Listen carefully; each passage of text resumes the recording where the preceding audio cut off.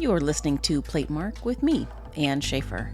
Platemark is a podcast about a particular niche in the art world, that of prints and the printmaking ecosystem.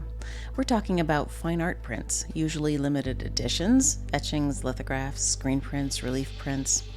In Series 3, I will introduce you to artists, printers, publishers, gallerists, curators, art historians, and conservators in order to demystify this rarefied world and show you that we are all just people, albeit with some really cool jobs. Today's guest is a dealer. His name is Ron Rumford, and he is the director of Dolan Maxwell, a private gallery in Philadelphia. I've known Ron for a long time. He represents the Hayter estate. You've heard me talk about Stanley William Hayter before, one of my special loves. And so we've known each other for a long time. But today he wants to talk to us about the artist Dox Thrash. Now, Dox Thrash was a Philadelphia artist, a black artist, and a printmaker who worked for the WPA early on in the 1930s and who developed a technique called carborundum mezzotint. There is an exhibition up as this episode is being released. It is on view until August 4th, 2024 at the African American Museum in Philadelphia. The exhibition is called Imprint, Dox Thrash, Black Life and American Culture. It is a unique opportunity. There's about 100 works in the show, 90 of which are by Dox Thrash, and you don't find Dox Thrash's work often. You have to dig for it pretty hard. So this is a really, really wonderful opportunity. And anyone who's anywhere near Philadelphia ought to get in the car or on the subway or however else and get thee to the African American Museum. Let's see, housekeeping. I identify as a cishet white woman, and I use the pronouns she, her. I record Platemark in Baltimore, Maryland, the land of the Piscataway Conoy people. Images that Ron and I talk about will be on the show notes at platemarkpodcast.com. Think about how much you appreciate the content that we're producing at Platemark and head over to the website, platemarkpodcast.com, and hit support and donate. Become a monthly supporter at $5 a month or leave a one-time donation of your choosing. It's really just me doing this work, and while I feel super passionate about it, as you know, I call myself the print evangelist, it is a lot of work, and your support would be most appreciated. All right, I think that's it. Let's get rolling. Ron, it's wonderful to see you. Thanks for coming on Platemark today. I'm happy to be here. Yeah, we've known each other a long time and have worked on various projects together, but I wanted to talk to you about one specific project that is live and ongoing at the moment. But before we do, can you introduce yourself for the listeners? Okay, I'm Ron Rumford. I am based in Philadelphia. I am director of Dolan Maxwell, a art on paper focused gallery that is celebrating its 40th year. We opened in 1984, which seems impossible, but here we are. And I've been with Dolan Maxwell for almost 39 of those years. So yeah, I've got a long history. I have a degree in painting. I studied painting. I didn't know what a print was when I was in college. Early on working at Dolan Maxwell, I became part of a very print-centric point of view for the world. And I still maintain my own studio practice, which is mostly on paper and mostly printmaking. What else can I say? Dolan Maxwell has been part of the IFPDA since its inception. We had big gallery spaces in Philadelphia and New York, and we gave those up by 1991. We became private dealers, and our focus is on doing art fairs and shows around this country. And that seems to be a much better way to, as I say, get art in front of people, get eyeballs on the art, because that is what the job is. And even though we're told that everybody's going to not need to do that, and people don't always do that, but I still feel the artist makes the thing for us to look at, not to have transposed through a screen someplace. So, Right. I'm a bit old school. Yeah, no, with that. I think we agree on that one. Yeah. The thing that's unusual about Dolan Maxwell, in my mind, and I'm sure there are other galleries that do this, like Mary Ryan, I guess, would be another good example. But you deal with older material and contemporary material, which I think is kind of an interesting balance. Do you feel better in one spot or the other? I'd say it's a pendulum like everything. Things change. I'd say over the past 5 years, it's a little bit hard to gauge any of this. It's swung more toward modern, and a lot of our projects have been modern. We've just launched online an exhibition devoted to Robert Blackburn, who famously created a printmaking workshop in New York and interacted with hundreds and hundreds of artists from all over the world. So Bob Blackburn died roughly 20 years ago.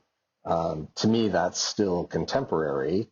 And we expanded to try to show some of the range of his involvement with artists. So that goes back to artists who made prints with him as early as the 50s and up through the present, and artists that are still active and practicing today, but benefited enormously from their interaction at the Bob Blackburn printmaking workshop.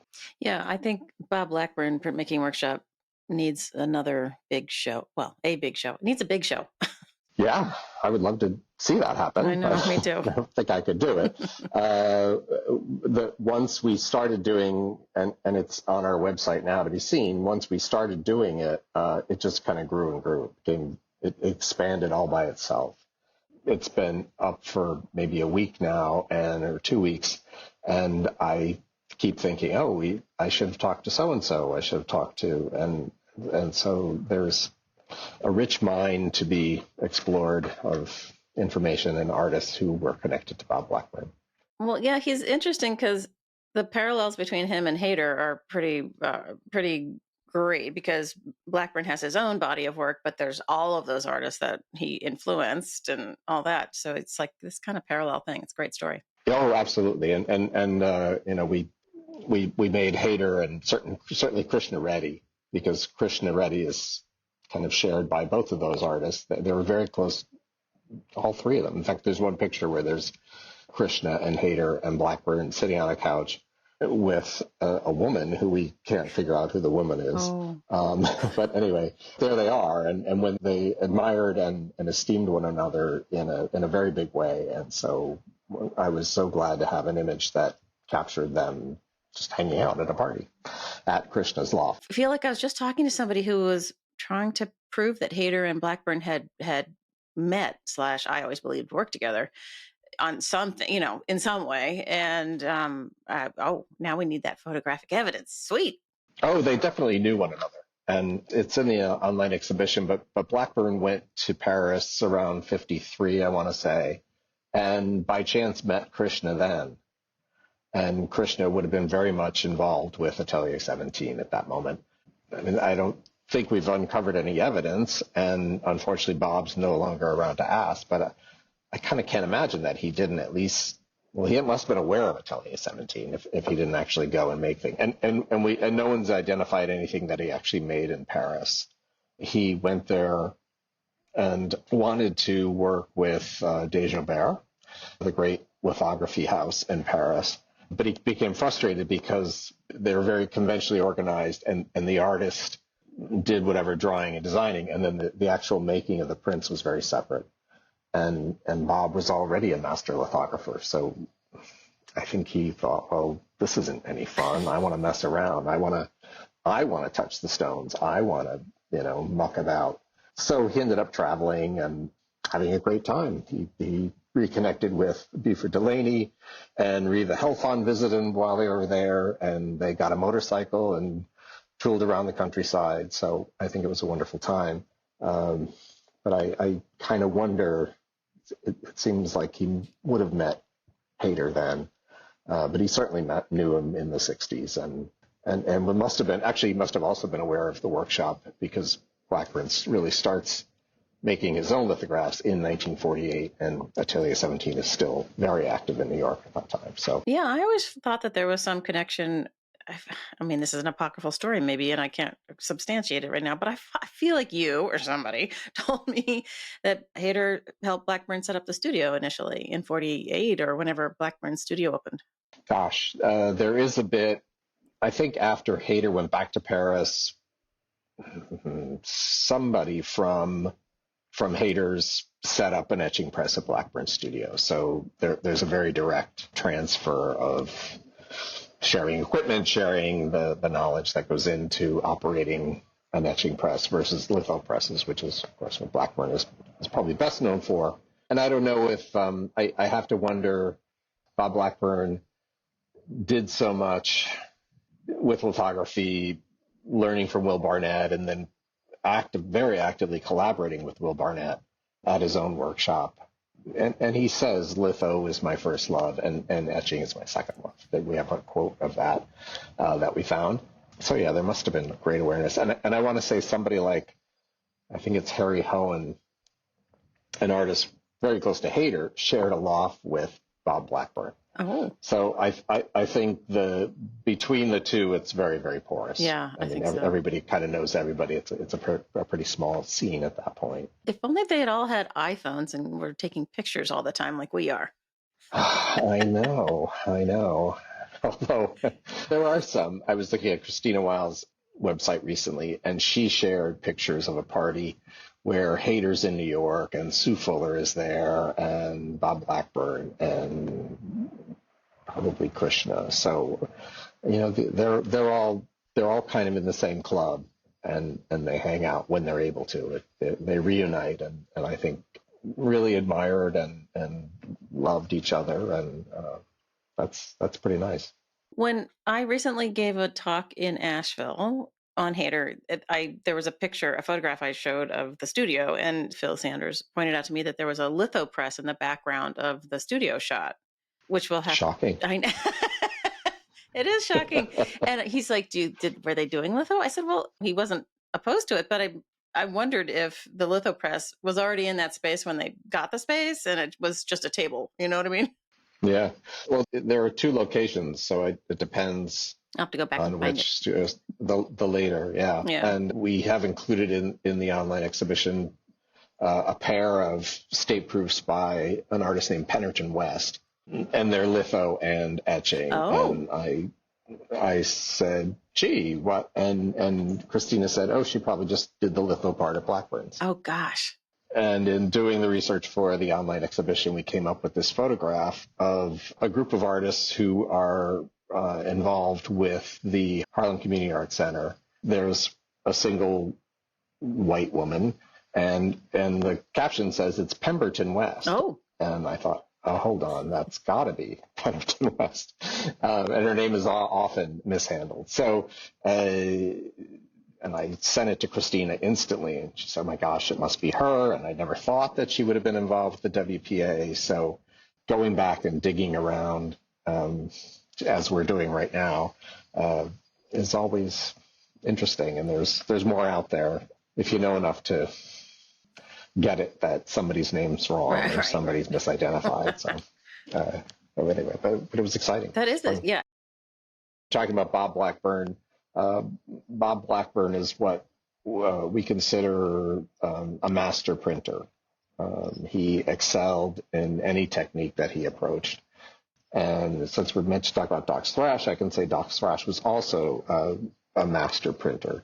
He acquired the skill and expertise to excel at every technique that he would approach, which enabled him to help other artists find their way. And of course, he invents a technique while working for the WPA. He was born in Griffin, Georgia in 1893, left Griffin, Georgia to go to Chicago. I guess maybe it's about 10 years he's in Chicago, and is able to enroll in nights classes at the Art Institute. Wasn't that following his service in World War I? Did I dream that? Well, he starts before World War I, okay. and then he's pulled in, and he's a Buffalo soldier. He goes to France and serves, and he was gassed at the very end of the war. He had mustard gas injury. So coming back to Chicago, he continued at the Art Institute. There's a whole list of jobs that he did: vaudeville, porter on a train, elevator operator. There's all these jobs that he does to keep himself going. But so wait, before we go any farther, so we were talking about Blackburn. Now we're talking about Dox Thrash, another Philadelphia. Well, Blackburn wasn't Philadelphia. Sorry, Dox Thrash is a Philadelphia artist, a Black artist, yes, who you have been carrying for a long time. I don't know if you're working with an estate of any kind, but you have repped him in many, many fairs that I have seen. And there's an exhibition up that you have been contributing to, right? Yes. Where's the show? It's called Imprint, Dox Thrash, Black Life, and American Culture. And it's an exhibition at the African American Museum in Philadelphia. It's very hard to see that logo. I'll but include a link. There it is. It's an exhibition that we talked about in 2017, something like that. And I began gathering works and organizing the exhibition. Then we had other venues lined up. So it first went to the Palmer Museum of Art at Penn State University. It went to the Art Museum at Syracuse University. Then it also went to the Fort Wayne Museum of Art. And somewhere along the way, somebody suggested that we contact the Hyde Collection in upstate New York, and they took it. Then it got stranded there at the outbreak of COVID. They had to shut it down. So it was on the walls, and they said, sorry, we have to close, and it's safe. And it stayed there until the museum was able to open, maybe an extra few months in the dark, which was sad. But that meant that the homecoming to Philadelphia was delayed. And I want to say 4 different times we talked about dates where they hoped to squeeze it in.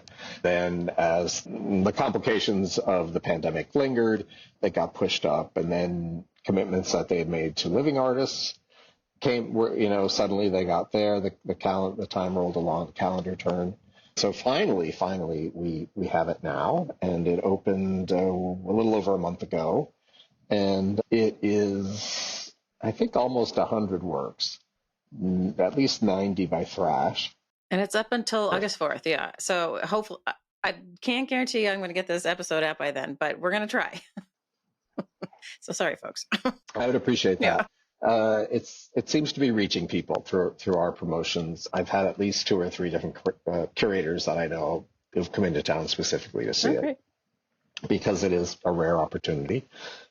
Thrash's works exists in collections. Due to him working for the WPA, there are pockets of his work. The largest are here in Philadelphia. The Free Library has an extensive collection of his prints and some drawings, and the Philadelphia Museum of Art holds a substantial group of prints and drawings. Philadelphia Museum of Art did an exhibition in 2001. Another prop, everybody. Right. This is John Nittman's catalog. The first and only major publication on thrash, which is my Bible. I reach for that all the time. And that was a joyful thing to do, just because John really sunk himself into it. And so there were calls every day, and what about this and what about that, and really digging in, and how he made this book out of what to me was very scant information about an artist who he didn't have any children. His wife died shortly after he passed away. There were some distant relatives, nieces, nephews on both sides of the family that I've come to know over the years. But there was no cache of material to find other than what was already in institutions. So thank goodness for printmaking. Thank goodness for the WPA. I think thrash might have just slipped between the cracks. I think he might have, had he not had the 4 or 5 years that he had with the WPA to produce the work that he did, I wonder if we would know him. I wonder if he would emerge now. I mean, maybe, but not. It's hard to imagine, but I kind of think it would not have been the same. Were his editions really small after the WPA? In many, many cases, there was only 1 or 2 known impressions of prints. On the one hand, the beauty of prints is that there's multiple and they can be in many places, and therefore we can know who they are. So in contrast, maybe somebody like Grant Wood or Thomas Hart Benton, where they were published by Associated American Artists, and 100 or 250 copies were made of a prints, and so they're distributed widely. They're kind of everywhere. It's easy to know, and they become ubiquitous because they turn up and stick in our brains from time to time. We don't really have that with thrash. There's maybe 10 prints, I'd want to say, where there's enough of them that, I can start to think where I know of 8, 9 copies of certain prints. That Sunday morning one seems to be everywhere. Or is it just me paying attention? That's you paying attention, I think. Is it everywhere? Well, Georgia cotton crop, I feel like we've had, maybe 4 or 5 of those. We have one now. I'm just always completely surprised when something turns up. By working with the Free Library of Philadelphia, we were able to include maybe about 10 prints, but 2 of them are major lithographs, Octoroon and Ebony Joe.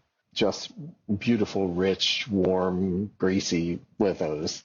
And those you rarely see. I mean, I'm not sure why, but without the WPA deposit collections, there are prints that I've just never, ever seen outside of captivity, so to speak. So I was very excited to include those because they're rich, powerful images and oddly enough, Octoroon, and they're slightly larger scale than what we think of as WPA. They're maybe 14 or 15 inches in length. Dolan Maxwell did an exhibition in 1989, I want to say, of about 40 works. And we had a drawing. We had a beautiful ink study for Octoroon. So it's always been fun to link the unique works that come along within these collections that are known and now documented in John's book. If I turned up a Dox Thrash in my aunt's attic or whatever, are you the go-to? Do people come straight to you, or are there other dealers that are handling works by him? I think on occasion other dealers have, or sometimes I have things that we've previously sold. But I think we're the people that have done most and most consistently. One of the things that impressed me at the time of the 1989 exhibition was at that point we were advertising regularly in the New York Times, and we got phone calls from people in Texas and people from all over the country. So this is all pre-internet time. But that was another thing that impressed me deeply, that there were people who knew who this was. He's in the very important early books by James Porter and Elaine Locke. So he had these credentials from early on in his career, that his work entered the sort of collective consciousness of who the important early African-American artists are. Right. Earlier you mentioned that he was a master printer of sorts. Did he have a studio that other people came and printed with him at? I don't know that. I think he served in that role in the WPA in Philadelphia. Philadelphia had a standalone print workshop as part of the WPA, and there weren't very many of those. So Philadelphia, I think, is a real crucible at that point. There's a lot of strong printmaking, and the then print club was there, so there was a place to show your prints. It was pretty important, and in fact, I'm thinking now that I'd like to do another online exhibition that is Philadelphia printmaking, and I'm not sure the brackets of it, but starting in the 30s. There's an international figure, Joseph Pennell, who's very, very well known. But then by the late 20s or 30s, we have Thrash, we have Benton Spruance, Robert Riggs, and then lots of other folks in between that got caught up, I think, in their success. I don't know, maybe it was novelty, I'm not really sure. But printmaking seemed like a good idea. And then also Hayter came to Philadelphia. The print club sponsored workshops with him. So Atelier 17 has something of an outpost in Philadelphia in the 40s. That's another rich story that I'd like to dig into. Yeah. Oh, that sounds cool. Yeah, I don't think I have ever thought about the physical manifestation of the WPA workshops. And so when you say that it was standalone, the other ones were tucked into a community arts center or something, or how did that work? Yeah, I think that's right. I think there was a standalone workshop in New York. Gosh, I don't know. There certainly are a lot of New York prints that are WPA. Sure. But I think in Cleveland, it's embedded in something called Caramoo House. Oh, okay. Yeah, I'm not sure, but I don't think there are many, even though there are many, many prints, I think they were part of Art Center. Was Thrash the director of the Philadelphia WPA shop? I believe a man named Richard Hood was the director. I mean, he was known and made wonderful prints as well. I think the big story coming out of the Philadelphia WPA workshop was Dox Thrash and the carborundum mezzotint, which was a technique that he invented and developed with two other artists, Michael Gallagher and Hugh Mezebov. Thrash is in the workshop, and there's carborundum grit, which is the kind of grit with which sandpaper is made. And it's already in a print workshop because you use that grit to grind down lithostones so that you can erase the image that's on there and create another image on top. And that's done by very meticulously and slowly grinding away, sanding off the image. So Thrash wonders, well, what happens if you take the grit and you grind a copper plate? It doesn't polish the plate. It turns the plate into a mezzotint-like texture. In other words, a sandpaper-like texture. So he does this and he inks it, and Mezebov says, gee, I think you could burnish out an image in that as you would a mezzotint. And so they start working with it, and Mezebov is right in there with him, and Gallagher as well. And it becomes something of a sensation. At the time, the WPA needs some stories because there were lots of people who did not think that the federal government paying artists to make art was something that was good for the country or fair or something like that. I'm not sure. But it was created to put artists to work. And I don't know that anybody would argue now the benefit of it, because we have this huge body of work made at a time when everybody was suffering, when the country was on its knees, the world was on its knees. And out of that came thousands and thousands of prints and hundreds of paintings. And that's a rich document of what life was like and what people went through. The WPA issues a press release and writes a paper about this new discovery so they can say, well, see, the WPA is doing important work. We're developing new techniques and so on and so forth. And there are exhibitions that travel around, and they're included right away. It's something of a sensation. It kind of puts them on the map, as it were. Sure, it's propaganda, but... Well, yeah, I guess. But it's still, I mean, there are still artists who are doing, their sort of social satire, social critique stuff within the structures, right? Absolutely. The other, I think, significant thing about that is if the prints weren't very good, then people would say, so what? But in fact, the prints are lush and sensuous, and they end up getting something that I think is, not that I don't like mezzotints, but there's a richness to it that's not like a mezzotint. It's kind of smoky and soft. And when you look up close, you don't have the evidence of the rocking tool with which you would make a conventional mezzotint.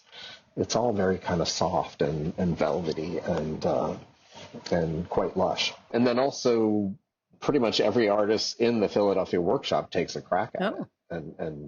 And so, this is the new thing. And so after Thrash, Michael Gallagher makes the next most significant body. He embraces it and makes really, really wonderful prints with the technique. Hugh Mezebov does as well. And then so are this probably, I don't know. I should go back and look. But there are a lot. In fact, I want to say there was a woman at Baltimore who did a paper on it. Oh. Cindy Bruckner? Oh, yeah, Cindy, of course.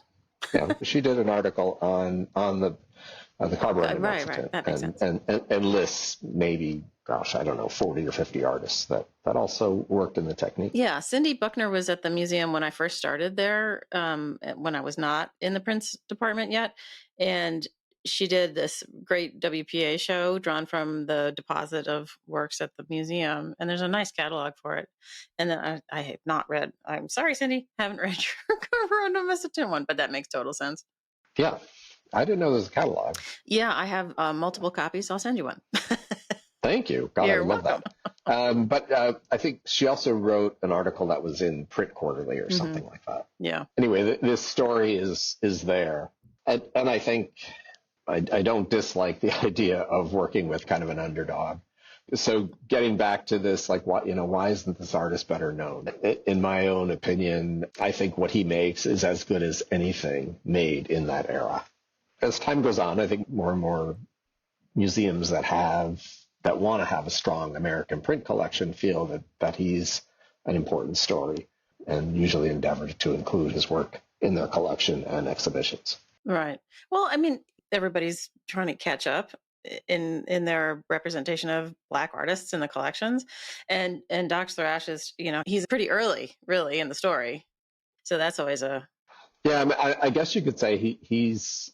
I mean, certainly Henry Tanner made some etchings, a handful of etchings, but he's the first African American artist that is identified as a printmaker. And again, this term master printmaker, he embraces it and does a lot with it. Makes a significant body of work of over 400 print designs. 400? That's a lot. I think so. No, sorry, wrong. Okay. 200. Okay. 200 is still not nothing. No. I mean, we know artists that it takes 10 years to, produce 3. Yeah, it's true. I don't know where I got 400, but no, 200. And interesting, a lot of effort and time put into putting the book together. And since then, I want to say that about 10 different print designs have emerged that we didn't know about, that we didn't find in time to do this. So. Right. Well, that's always the fun of the underdog artist, right? Who's hiding what in there? Yeah. Yes, absolutely. I'm thinking of a print that we have called One Horse Farmer. And when John did the book, he found Thrush's widow gave some plates to the Smithsonian American History Museum, maybe around 1970. And so these plates were there, but she didn't have prints. So in the book, there's probably 3 or 4 cases where he's using a photograph of the plate to signify a design. Oh my gosh. And then maybe about 4 or 5 years ago, maybe not that long ago, an impression emerged. Oh. So I can't tell you how precious that feels to have something that, we were looking for 20 years ago. Right. Time heals all wounds. No. Time reveals all prints. Maybe. Yeah, maybe. Maybe. I hope so. Yeah, I think people probably don't know that Helena Wright is the curator at the Smithsonian American History Museum, and they have a rather substantial collection of printing plates and printing industry things, right? I don't know how big their print collection is necessarily. Do you? No idea. Yeah, I don't know.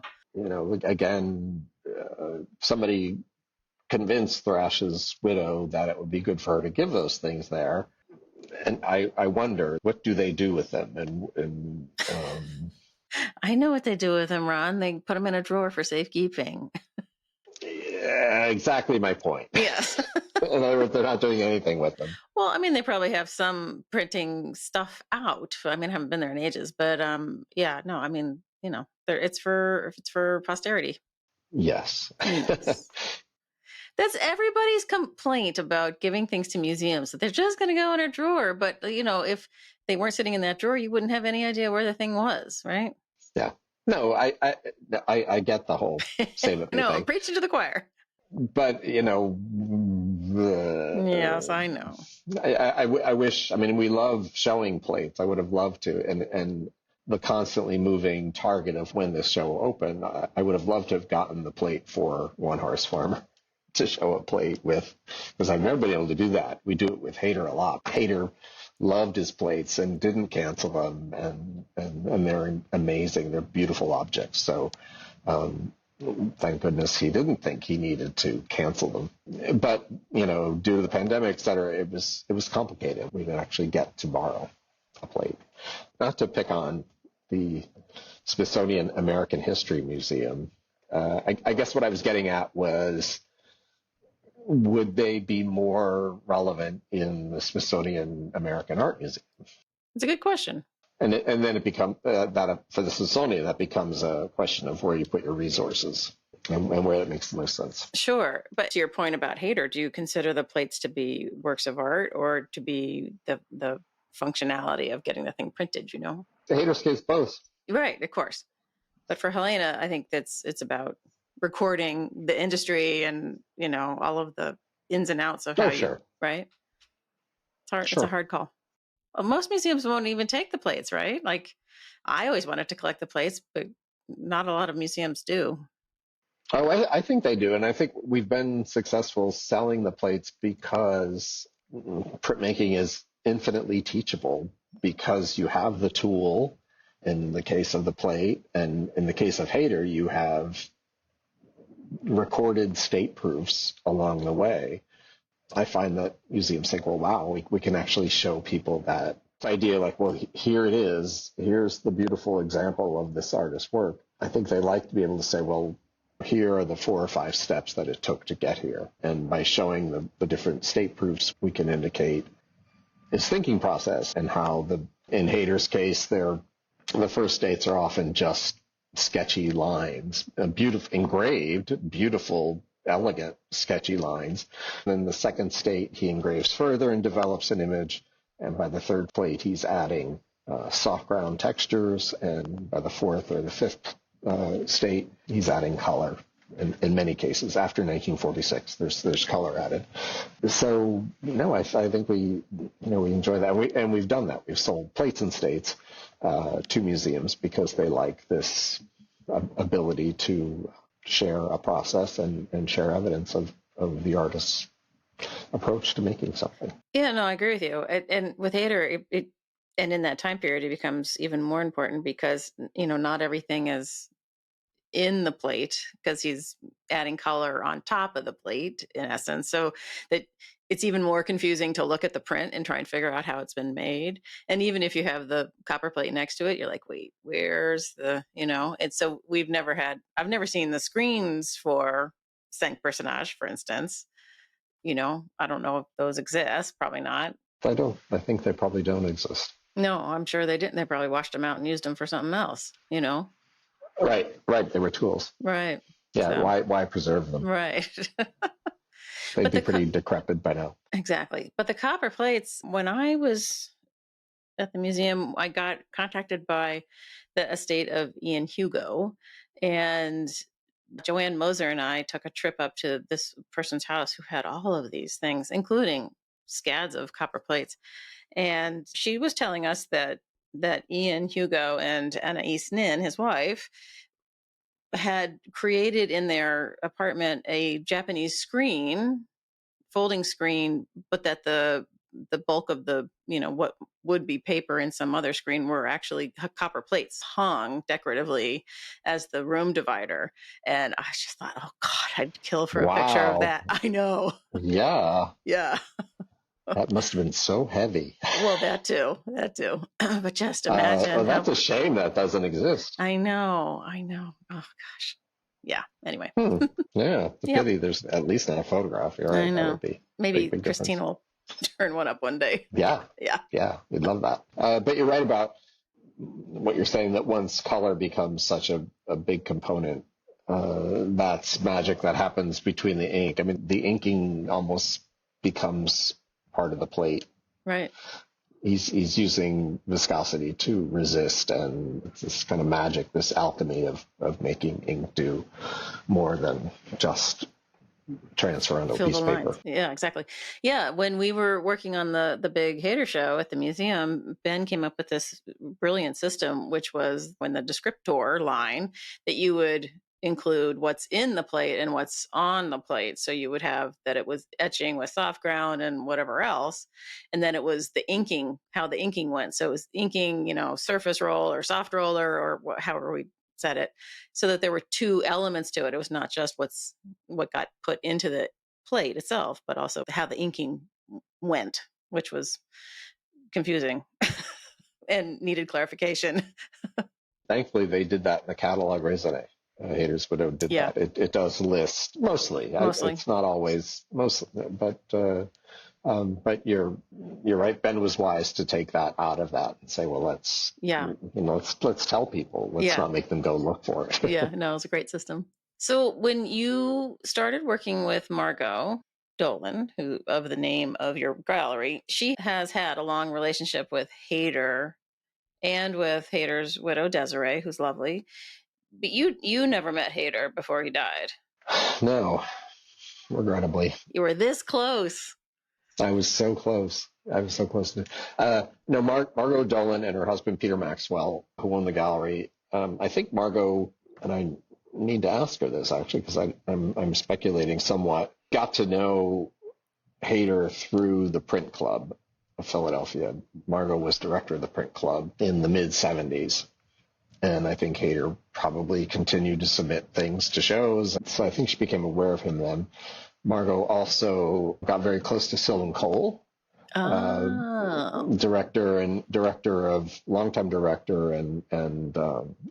really kind of king of the print world. I think of him as an impresario, Yeah, absolutely. Yeah. I did know him. I knew him well. Oh. And yeah, he was what a great guy. And he and Margot were very close.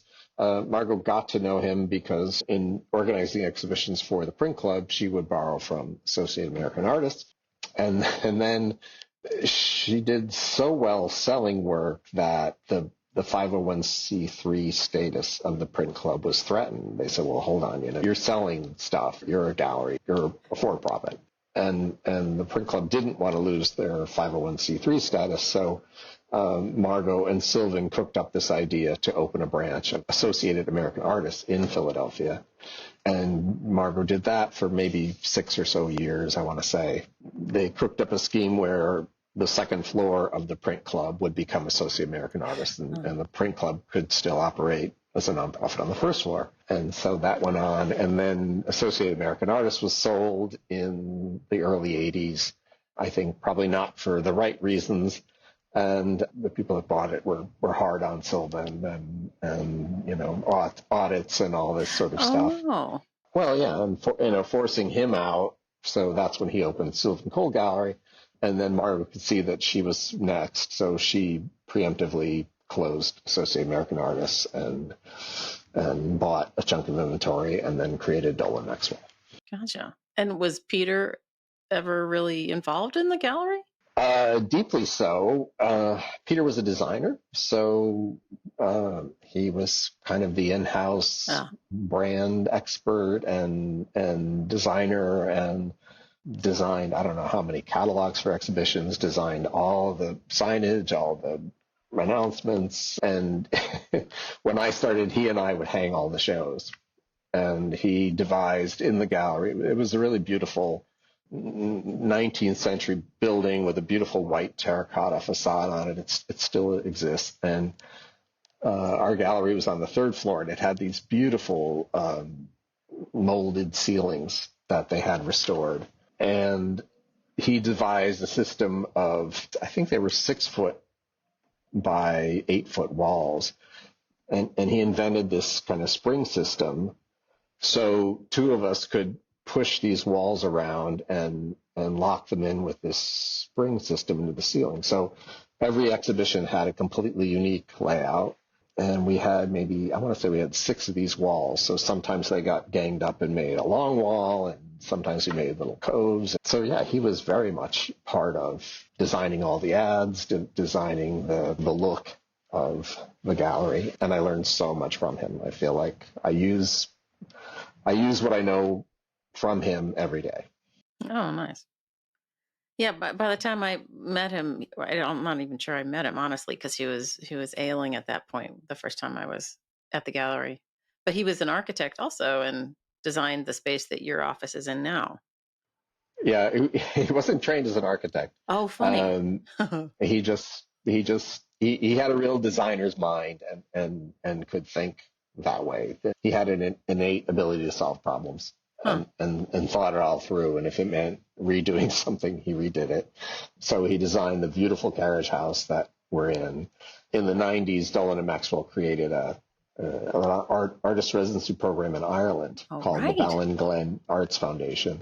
And after opening their own gallery and expanding it and it getting very big, and then deciding to retrench and scale back, he wanted to spend more time in Ireland.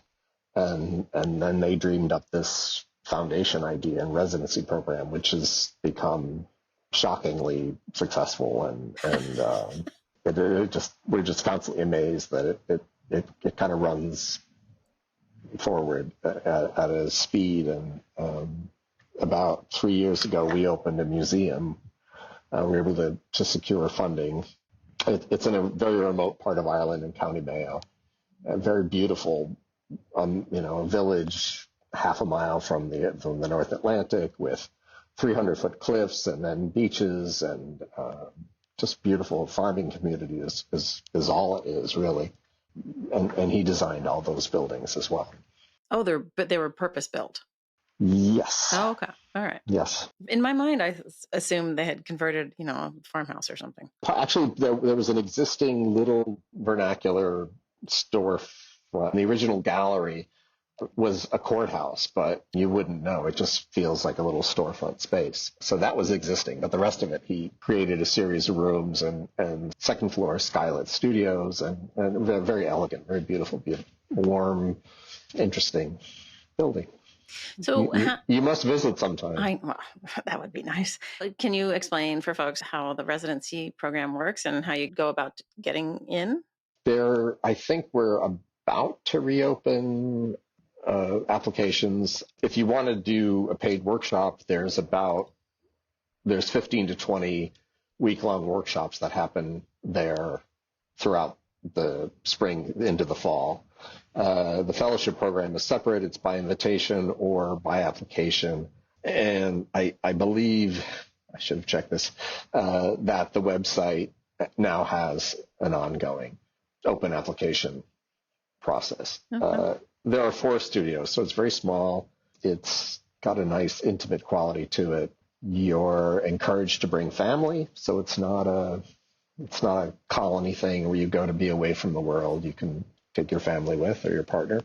There are people who have gone when they have a sabbatical and they've stayed for 6 months and put their kids in the local school. And there's been some really, really nice stories. Wow.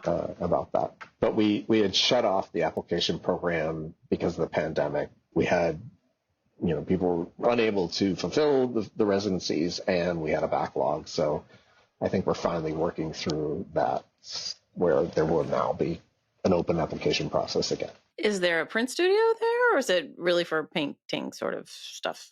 There is also a print studio. It's not big. There is no acid setup. Dolan and Maxwell decided from early on that they would only do direct process stuff, that we didn't want to get into dealing with the chemistry of etching.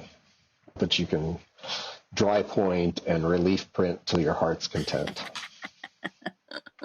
And who's teaching all of these workshops? The workshops are all run by people who were fellows.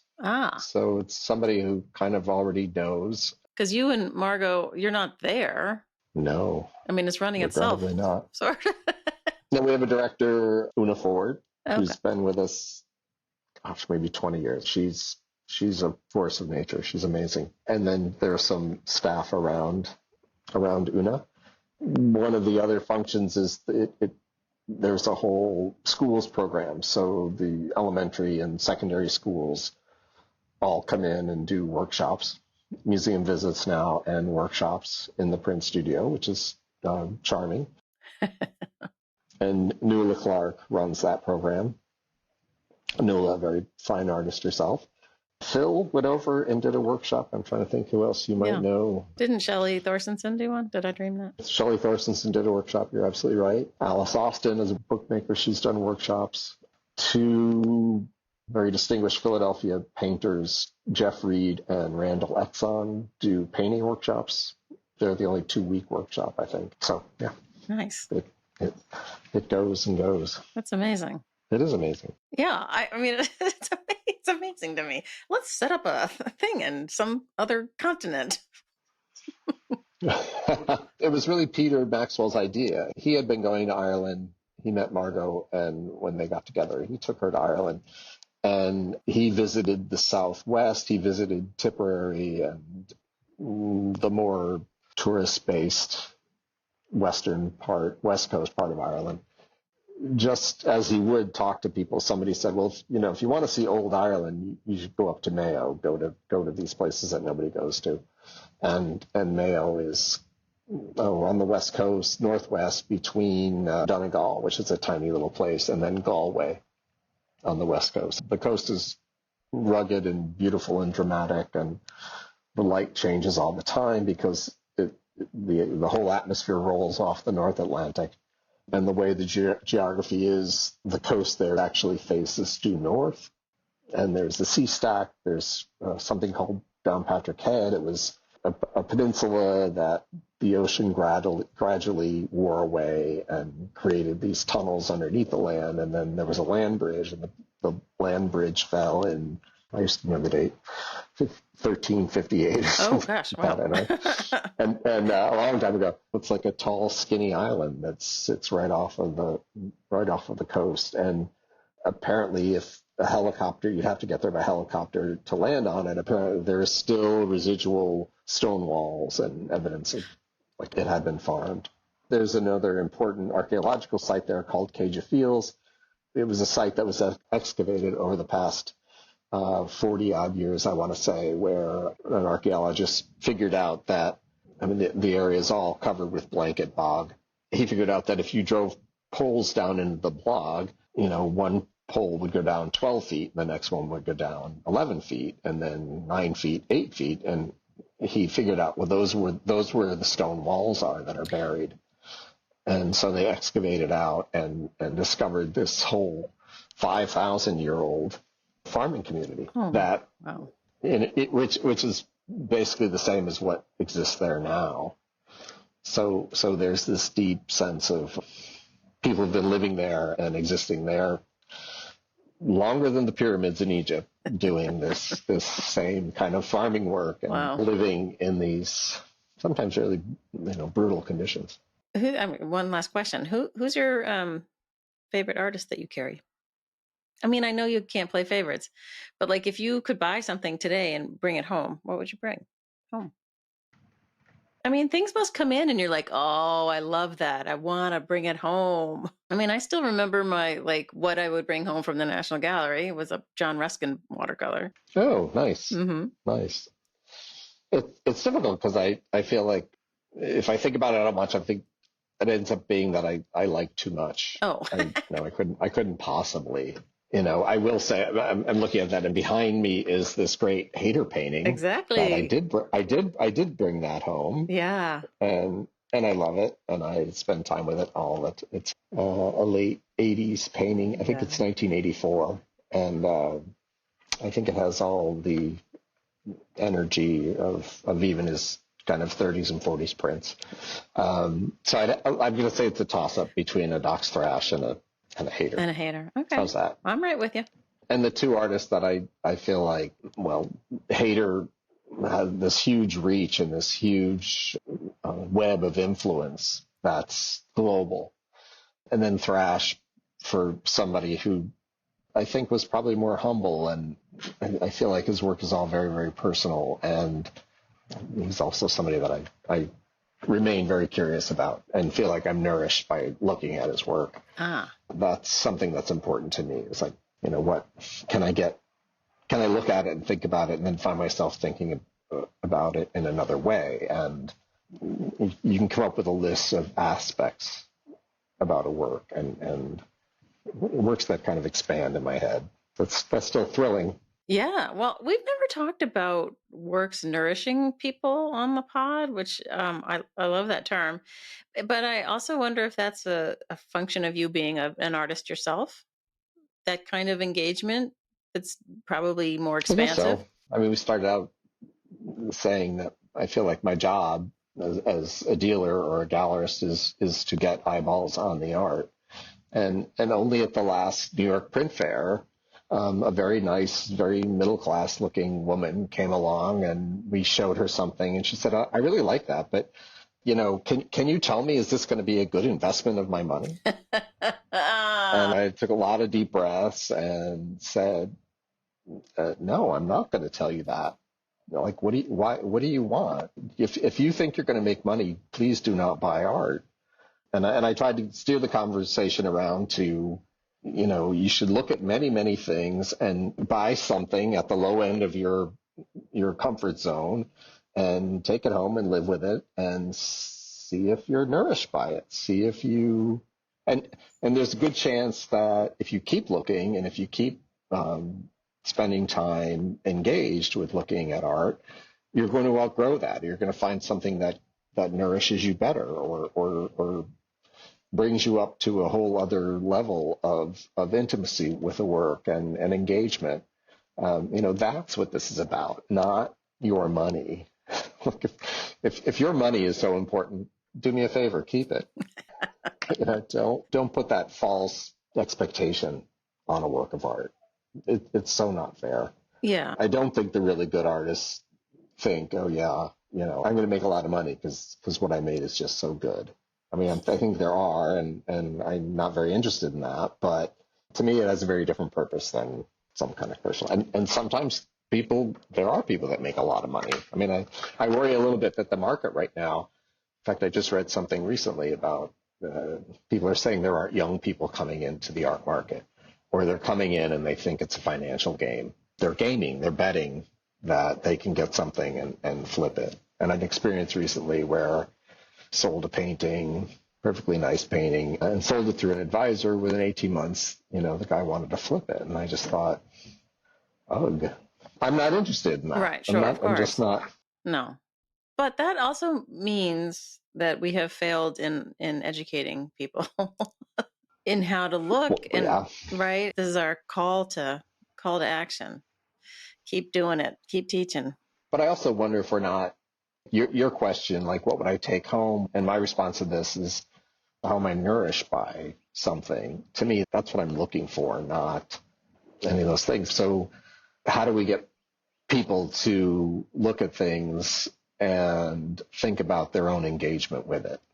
What do you see? Why does this, why do millions and millions of people agree that Vermeer's paintings are these things to die for, and he only made 36 of them or something like that.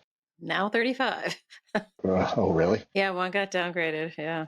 Oh, I didn't see that. I missed that. Yeah. What is it about them? I mean, I think we know what it is. There's a sense of intimacy, and they're beautifully made, and they're perfect when they're good. They're really just these perfect things, and he did it consistently. All the other artists do whatever they do, as well as or less well as than others. I think so many people come at art and they have no idea why, or they have no idea what they like, and then they expect that there's some magic that is going to get them there. I think the only way to really do it is just kind of look at many, many things until you figure out what you connect with on a visceral level. Right. Well, and I feel like there's a sort of a Y in the road, a fork in the road, where there's a column of art that's just plain beautiful, or not beautiful, but its essence is about its beauty and its effect on you visually. And then there's, the things that have meaning that might take longer to suss out. And I don't know, I feel like there's such different things and feelings when you're processing that kind of stuff. It's kind of funny, like these parallel types of objects. So funny. And then if there's one that does both, then you're singing. Yeah, absolutely. Yeah. Absolutely. Yeah. Anyway, sorry to bring up the person who wanted to know whether it was a good investment. We talk about that all the time. Don't buy it because you think it's going to make you money. Buy it because you love it. Jesus. And then you'll always at least love it, or you can love it until you no longer love it. That's right. Okay too. That's right. You can upgrade. You can trade it in for something better. Yeah. One of the nicest things somebody said to me was, this lady came in and she was looking at, probably it was Hayter. We were talking and looking at things, and all of a sudden she caught herself and she said, I just realized that if you told me I was going to think about buying one of these 20 years ago, I would have said you were crazy. I would not have understood this. And she said, and it makes me think about, she said, I also love music. And I think she was either she was a big supporter of the orchestra or the opera, perhaps. But she said, it reminds me of how 20 years ago I liked a certain kind of music. Mm-hmm. And now I think that kind of music is, it was twee, and I've outgrown it. So this idea that you're engaged and you're going to outgrow and you're going to develop and get deeper into the nuance of what art can be. Right. And that's worth chasing. That's a worthwhile pursuit. Yeah. Is there anything we haven't said that we want to say before we sign off? I guess maybe I'll say one of the interesting things that has come up really since we planned this current exhibition is a group of preservationists from the University of Pennsylvania took it upon themselves to, it was really an act of protest because there was a neighborhood in Philadelphia where Thrash owned a house. It was then 24th and Columbia. Now it's 24th and Cecil B. Moore. But the house existed, and there was a mural painted on the side of it, which probably about 5 years ago, all of a sudden somebody had taken black paint and erased the mural. Oh. And people got upset. And it was a neighborhood that's now called Sharswood because the redevelopment authority or the housing agency in Philadelphia had decided that they were going to go into this somewhat blighted area and basically bulldoze it and build much more suburban kind of housing. And these preservationists created something called the Dox Thrash House Project with the idea of, they created a tour of the neighborhood saying, there's a lot of history and a lot of African American history in this neighborhood that didn't, it wasn't right to bulldoze that and bury it. And miraculously, they focused on the Dox Thrash house, which was actually bought by a developer, and it is going to be preserved. But they are continuing to do programming with a few doors down. There's a public library, and they're doing all kinds of printmaking programming in the name of Dox Thrash, which is very gratifying and very exciting. And another collection that evolved. There was a woman who owned the building where Thrash had his studio. He shared a studio with another artist named Sam Brown. And she ended up with a substantial collection of drawings, some of them this big, many of them this big. And for a time, she worked with us. John Ittman somehow tracked her down. And then she said, what am I going to do with all this stuff? She worked with us for a while. We sold some things for her. And then at the end of her life, she still had a substantial group of things intact. And she decided to create a foundation with the idea that it would become an educational collection to be developed as a specific entity of works that we've exhibited. And we borrowed about 14 for the current exhibition. And that's called the Macintosh Rollins Foundation.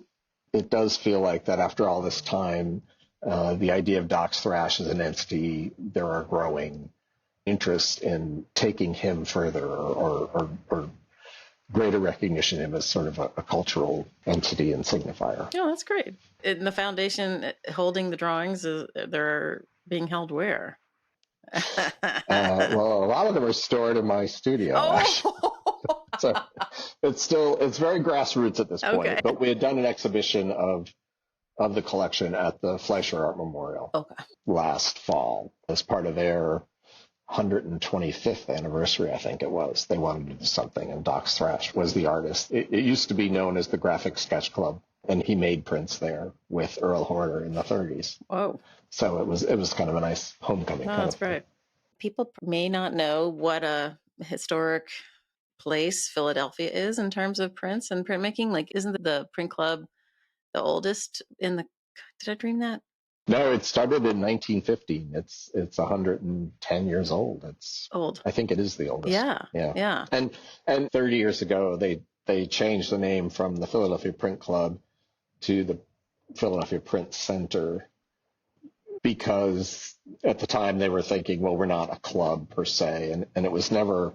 It was sort of a club. It was really a nonprofit gallery that did workshops, but also did a lot of exhibitions and did really important annual shows about prints very early on. It had a societal component to it. The openings were afternoon teas. And if you were socially inclined, you would join and you would earn the position of hosting the teas. There's a really wonderful history there. Nice. And then by the 70s, it had become kind of a party spot where all the cool kids would show up for their openings. So that has a huge history that oh gosh, I was on the board. I remember we celebrated the 90th anniversary, so that's how long ago that is. But because of that, and because of all the art schools and places like Fleischer, there's a real rich nucleus of printmaking that happened here and produced among the finest artists, I would say. Benton Spruance and Dox Thrash leap to mind. There you go. Yes. Nice. I will do my very best to get it up before the show closes at the African American Museum. I will do my best. Thank you. I think it's a good thing to do, and we talked about many things, but thank you. I appreciate it. Yeah, I mean, and to all you people listening out there, if you have a project and you want to get it on the pod, know that there is lead time. You have to think about it before the show goes up. Get in touch. Yeah. Well, it's obviously a passion of yours that comes through. Yeah. Well, thank you. Yeah. I mean, it's I'm doing my part for the ecosystem, as it were. This is what I can do best: give everybody a platform. And yeah. Excellent. Yeah. So excellent. All right. Well, thank you for doing it, Ron. It's been great talking to you. You're always fun to talk to. Likewise. Thank you for listening to this episode of Platemark with me, Ann Shafer. I hope you enjoyed our episode with Ron Rumford and learning about the life of Dox Thrash. And also, we got into Bob Blackburn and, of course, Hayter, so no surprise there. I hope that you all will run over to the African American Museum in Philadelphia to take in the exhibition Imprint Dox Thrash, Black Life and American Culture, which is on view until August 4th, 2024. Thank you to Ron for being a wonderful guest. He's always a delight to talk to. And also the other thank yous that I always have to do are to Michael Diamond for the use of his original music and to Dan Fury for his help with sound editing, because, good Lord, I'm terrible at it. Also, I forgot to thank Skip Barnhart and Lee Turner for sending over sounds from their studios for my soundscape at the top and bottom of the pod. The images we talk about are over on the show notes at platemarkpodcast.com. Also over there, you'll find the support and donate button. Click it and help me keep the lights on, because, it's just me. Yeah, gotta, if I can't monetize this thing, I can't keep it up forever. So I've got to get myself paid for this. All right, I think that's it. If you've listened this far, congratulations. You are a devoted listener, and I appreciate it. All right, we'll see you next time.